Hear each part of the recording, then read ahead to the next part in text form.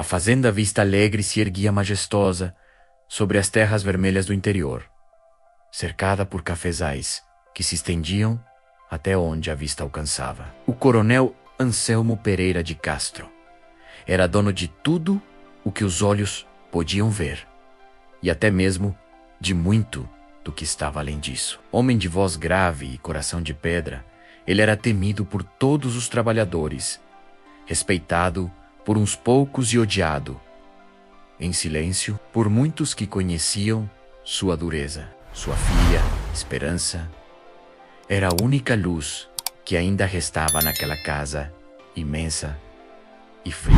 Aos 20 anos, tinha os olhos verdes da mãe, falecida há tempos de uma febre que ninguém soube explicar, e um sorriso que conseguia por breves momentos amolecer até o coração endurecido do velho coronel. Era ela quem cuidava das flores do jardim, quem cantava baixinho enquanto costurava à noite, quem dava bom dia aos empregados quando o pai não estava olhando. Mas Esperança guardava um segredo que a fazia tremer de medo e, ao mesmo tempo, sorrir escondida quando ninguém a via. Ela amava Joaquim, o filho do antigo administrador da fazenda vizinha. Um rapaz simples, de mãos calejadas e olhar honesto, mas sem nenhuma fortuna, além do próprio trabalho. Os dois se conheciam desde crianças, quando ainda brincavam escondidos entre as plantações, longe dos olhos dos adultos. Com o tempo, aquela amizade de infância se transformou em algo mais profundo, um amor que crescia em silêncio, regado por encontros furtivos e promessas trocadas em voz baixa. Eles se encontravam às escondidas, junto ao riacho que dividia as duas propriedades, sob a sombra de uma velha árvore que parecia guardar os segredos dos dois desde sempre. Naquelas tardes, Joaquim levava flores do campo e Esperança levava pedaços de doce que escondia da cozinha. Riam, conversavam sobre sonhos impossíveis e por algumas horas esqueciam que pertenciam a mundos tão diferentes. Foi numa dessas tardes, com o sol já baixo no horizonte, que Esperança contou a Joaquim, com lágrimas nos olhos e a voz trêmula, que esperava um filho dele. Eu vou te proteger, Esperança. Prometo. Vamos fugir. Se for preciso, eu trabalho duro. Posso te dar uma vida simples, mas cheia de amor, disse Joaquim, apertando as mãos dela com força, o coração disparado, sentindo ao mesmo tempo medo e uma alegria que não cabia no peito. Eu não tenho medo de ser pobre ao seu lado, Joaquim. Tenho medo do meu pai, respondeu ela, encostando a testa na dele, como se aquele gesto pudesse afastar todo o mundo de fora. Mas antes que pudessem planejar qualquer coisa, a verdade chegou aos ouvidos do coronel Anselmo através de uma empregada da casa, que vira Esperança chorando e passando mal pela manhã, dia após dia, e que, por medo de ser culpada por esconder algo, correu para contar ao coronel tudo o que suspeitava. A ira do coronel foi como uma tempestade que se abateu sobre toda a casa. Ele chamou a filha ao escritório, trancou a porta com a própria mão e perguntou, com a voz tremendo de fúria contida, os olhos injetados de raiva: é verdade o que dizem, Esperança? Você está esperando um filho de um homem sem nome, sem terra, sem nada que vale a pena? Esperança, em prantos, tentou se manter firme, mas a voz falhou. Eu o amo, pai. Ele é um homem bom, trabalhador, honesto. Ele me trata com respeito, algo que muitos homens ricos não fazem com suas próprias esposas. Bom, não basta nesta família, gritou o coronel, batendo o punho na mesa com tanta força que um retrato da parede tremeu e quase caiu. Você manchou o nome dos Castro, décadas de respeito, de trabalho, de sacrifício, e você joga tudo isso fora por um capricho de juventude. Mas eu vou resolver isso. Você vai se casar, e vai se casar com alguém que possa te dar o sobrenome que essa criança vai precisar para não ser zombada pela vida toda. Esperança sentiu o sangue gelar nas veias. Quem, pai? Com quem o senhor pretende me entregar? Como se eu fosse... uma posse sua. O fazendeiro Vasconcelos, ele é viúvo, tem posses, terras, gado, e já demonstrou interesse em você há tempos. Em mais de uma ocasião. Vou conversar com ele ainda essa semana. E o casamento será rápido, sem festas, sem escândalos. Quanto mais rápido, melhor para todos. Não, pai, por favor. Eu não o amo. Eu amo o Joaquim. E é o filho dele que eu carrego. Amor não enche barriga, nem sustenta a família. Minha filha, amor é luxo de quem pode escolher. E você perdeu esse direito no momento em que decidiu se entregar a um homem sem futuro. Você vai casar com Vasconcelos. E ponto final. Não quero mais ouvir falar nesse rapaz dentro desta casa. Nem em nenhuma outra propriedade que leve o nome dos Castro. Esperança correu para o quarto, trancou a porta e chorou a noite toda, sentindo que sua vida, seus sonhos e até mesmo o amor que sentia estavam sendo vendidos como se fossem apenas mais um item do patrimônio da fazenda.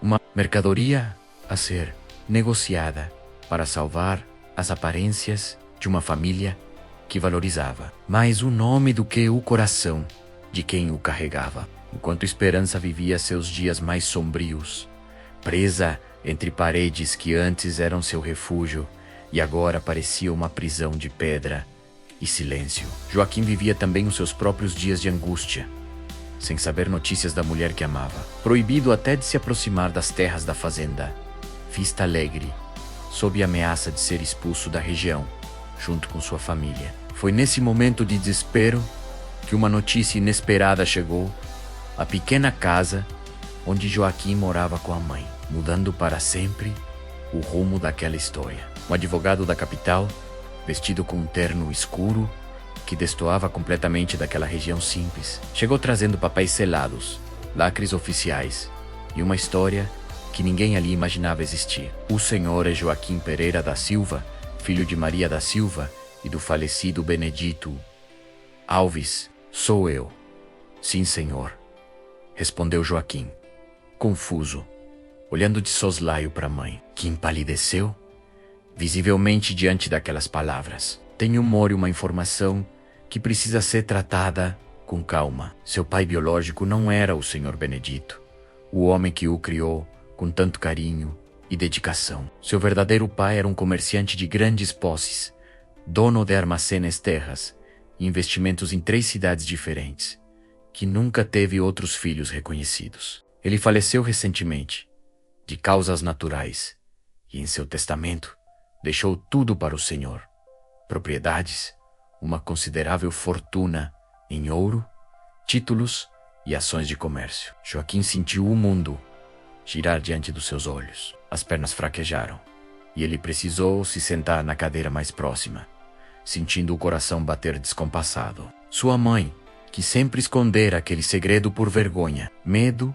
e também por amor, temendo que a verdade afastasse Joaquim do homem que o criou como filho, finalmente contou tudo entre lágrimas, soluços e pedidos sinceros de perdão. Eu só queria te proteger, meu filho. O Benedito te amou como se fosse seu de verdade, e eu não quis que isso mudasse. Mas agora, seu pai biológico se foi, e ele quis, mesmo depois de tantos anos de silêncio, que você soubesse a verdade e recebesse o que era seu por direito. Joaquim, ainda atordoado, abraçou a mãe, perdoando-a sem hesitar, pois entendia que tudo havia sido feito por amor e proteção. E em meio àquela tempestade de emoções, uma única certeza brotou em seu coração com força total.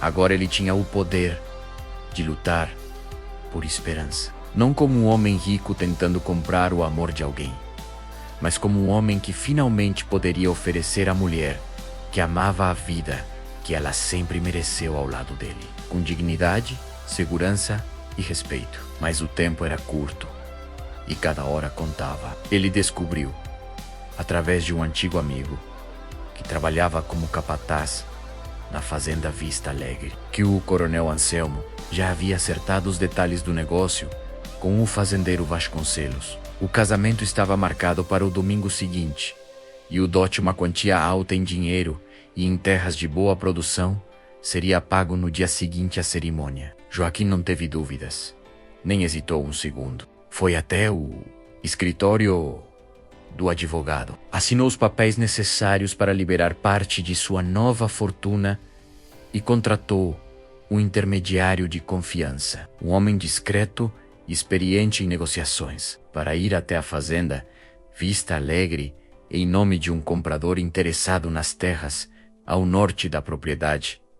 Terras que o coronel havia colocado à venda, justamente para complementar o dote prometido a Vasconcelos. O plano era simples na ideia, mas arriscado na execução.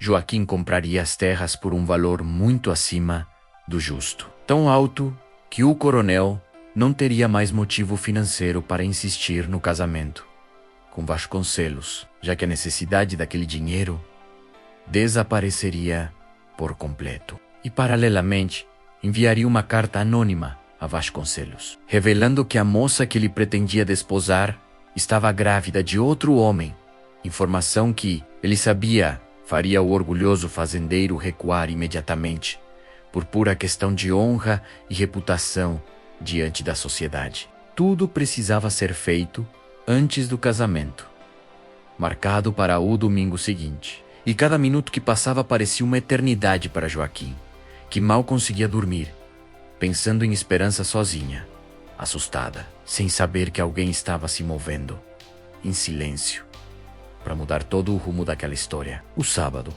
amanheceu tenso na fazenda Vista Alegre. O ar parecia mais pesado que o normal, como se a própria natureza pressentisse que algo estava prestes a acontecer. Vasconcelos, furioso e profundamente humilhado após receber a carta anônima na noite anterior, cancelou o casamento de forma abrupta. Sem dar explicações detalhadas ao coronel, apenas mandou um bilhete seco, dizendo que certas informações haviam chegado a ele e que, por questões de honra, não desposaria mais Esperança, nem em particular nem em público. O coronel Anselmo, ao ler aquele bilhete, sentiu o mundo desmoronar sob seus pés, sem o casamento, sem o dote, e agora com uma filha grávida e solteira, o que, naquela época, era motivo de vergonha capaz de manchar gerações. Ele se viu à beira da ruína, pois já havia contado com aquele dinheiro para pagar dívidas antigas, que vinha escondendo até dos próprios empregados de confiança. Foi nesse momento exato de desespero, quando o coronel caminhava de um lado para o outro do escritório, sentindo o peso de toda a sua arrogância recaindo sobre seus próprios ombros, que o intermediário contratado por Joaquim chegou à fazenda, com uma proposta que parecia vinda dos céus: comprar as terras do norte por um valor extraordinário, muito acima do mercado, capaz de resolver todas as dívidas do coronel de uma só vez. Desesperado e sem forças para questionar tamanha sorte, Anselmo aceitou sem hesitar, assinando os documentos ali mesmo, na sala de estar, sem nem perguntar quem era o verdadeiro comprador, menos apenas agradeceu, em voz baixa, por aquela sorte inesperada que parecia ter chegado justamente quando ele mais precisava. Foi só na manhã seguinte, um domingo, de céu claro e ar fresco, que Joaquim chegou pessoalmente à fazenda, vestido com roupas simples, mas limpas, para formalizar a posse das terras e, ao mesmo tempo, pedir a mão de Esperança diante do pai dela. Você. O coronel gaguejou, olhando para o jovem à sua frente, reconhecendo aquele rosto que ele havia mandado afastar dali há poucas semanas. Foi você que comprou as terras? Foi você o comprador interessado? Fui eu, senhor, respondeu Joaquim, com calma e firmeza, sem demonstrar nenhum rancor na voz, apenas determinação. E vim aqui não para humilhá-lo, nem para me vingar do que aconteceu, mas para pedir, com todo respeito, a mão de Esperança. Eu a amo, e amo o filho que ela espera, que também é meu filho. Recebi uma herança que eu nem sabia que existia até poucos dias atrás, mas isso não muda quem eu sou, nem o que sinto. Só me deu a chance de lutar por ela, com as mesmas armas que que o Senhor usava contra nós, mostrando que valor de homem não se mede pelo tamanho da conta bancária. O coronel ficou em silêncio por um longo momento, encarando aquele jovem que ele havia desprezado por não ter nome nem posses, e que agora, ironicamente, havia sido o único capaz de salvar sua família da ruína completa, sem nunca ter pedido nada em troca, além do amor de sua filha e do direito de assumir seu próprio filho. Esperança, que ouvira tudo escondida no corredor, com o coração batendo forte de esperança e medo ao mesmo tempo. Entrou na sala correndo e abraçou Joaquim com força, chorando de alívio, surpresa e felicidade, sentindo finalmente que o pesadelo havia chegado ao fim. O coronel, vendo a filha tão feliz, tão diferente da jovem abatida dos últimos dias, e percebendo o quanto havia errado ao medir o valor de um homem apenas pelo seu patrimônio e pelo seu sobrenome, abaixou a cabeça, sentindo pela primeira vez em muitos anos um misto de vergonha e alívio, e disse, com a voz embargada: "Eu errei, meu filho. Errei feio. E demorei a perceber isso. Mas se você ainda quiser essa família, mesmo depois de tudo o que passou por minha causa, ela é sua, com a minha bênção e com o meu respeito, que você conquistou sem precisar comprar." Joaquim e Esperança se casaram poucas semanas depois, numa cerimônia simples, realizada ao ar livre, próxima àquela mesma árvore junto ao riacho onde tudo havia começado, cheia de amor verdadeiro, de lágrimas, de alegria e da presença de pessoas simples que sempre os apoiaram, mesmo nos momentos mais difíceis. O coronel, transformado por aquela lição de vida que carregaria para sempre, passou a tratar Joaquim não como um comprador de terras, mas como o filho que ele nunca soube valorizar, o homem que, mesmo rico, nunca deixou de ser quem sempre foi: simples, leal,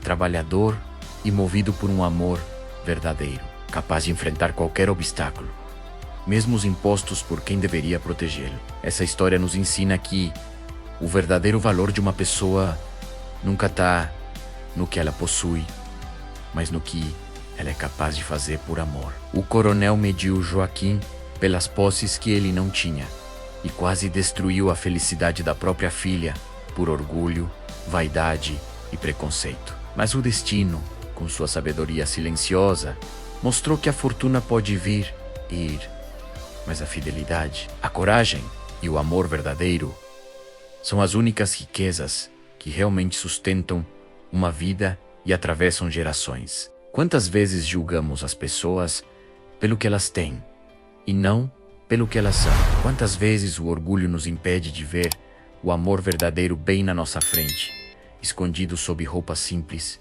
e mãos calejadas? Se essa história tocou seu coração, deixe sua reflexão nos comentários e não esqueça de se inscrever no canal, porque histórias como essa merecem ser contadas e corações como o seu merecem ser tocados.